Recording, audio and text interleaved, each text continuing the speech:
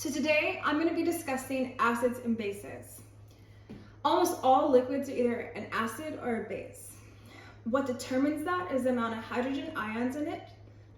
If it has a lot of hydrogen ions, then it's an acid, and if it has a lot of hydroxide atoms, then it's a base. Acids and bases play a role in all of our everyday lives, from digestion of foods that we eat to cleaning products that we use.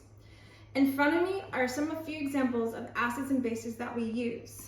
Right here, I have vinegar, which is an acid, lemon as well, and Coca-Cola, tomatoes. And to the right of me, I have baking soda, Clorox bleach, toothpaste, Drano, and shampoo, which are all bases. One uses the pH scale, which is numbered 1 through 14, 1 being the most acidic and 14 being the highest basic.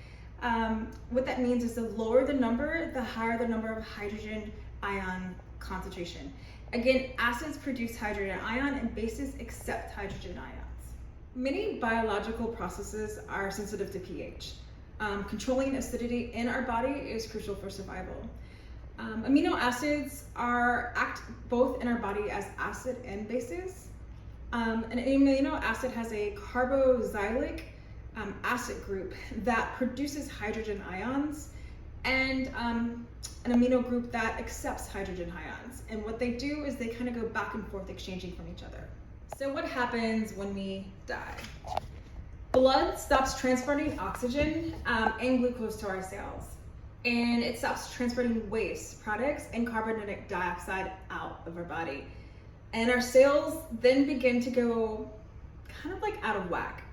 Carbon dioxide is on an acidic molecule, and so the pH inside the cell starts to drop. So when the pH drops, some of the cell membranes rupture and release their content. One particular area called a lysosome in our body thrives in an acidic environment. Its enzymes inside of it become free to roam and break down every part of the cell, and then add that with bacteria, and it's like a field day for feeding on our tissues. We also call this putrefaction, which is where I and my field of study come into play as an embalmer. As an embalmer, we inject fluid into the arteries, and that kills the bacteria as well as the enzymes and prevents them from breaking down and using the proteins as in finding food sources in the body. My whole job is to slow down the decomposition and restore the physical appearance of the deceased. So now that I've explained acids and bases, I will be doing a balloon race mixing vinegar and baking soda. And basically, we're gonna put them together, creating carbon dioxide, and seeing which combination of vinegar and baking soda will create the fastest and largest growing balloon. Here are the steps to inflate the balloon. So we're gonna use a funnel, and I'm gonna add 2 tablespoons of baking soda into the balloon. So 1, you're not on me, right? Okay. And 2. And so what we're gonna do, shake it up, and it's in the balloon. All right, so I'm gonna do 1 tablespoon in this one right here. The yellow balloon, in the yellow balloon, we're gonna use 3 tablespoons of baking soda. So the vinegar for this experiment is gonna be right now 4 ounces for all 3 of the bottles that we're gonna use. So I put 4 ounces of vinegar inside here, and then we're gonna pour it inside of here.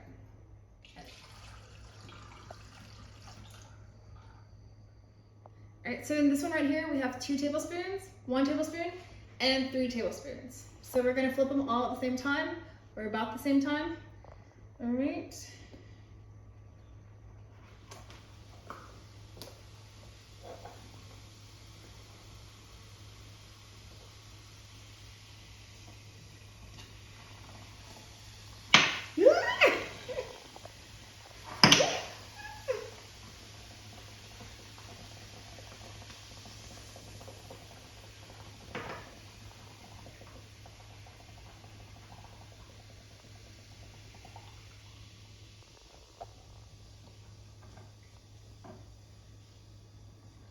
So as you can see, 3 tablespoons is the largest, The 1 tablespoon definitely blew up the quickest, and the 2 tablespoon was like pretty consistent. These are the 3 sizes. So in this one, instead of using 4 ounces, we used half of that, which is 2 ounces, but everything else is the same. So we have 2 tablespoons, 1 tablespoon of baking soda, and 3 tablespoons of baking soda. So the only thing that we changed was the amount of actual vinegar.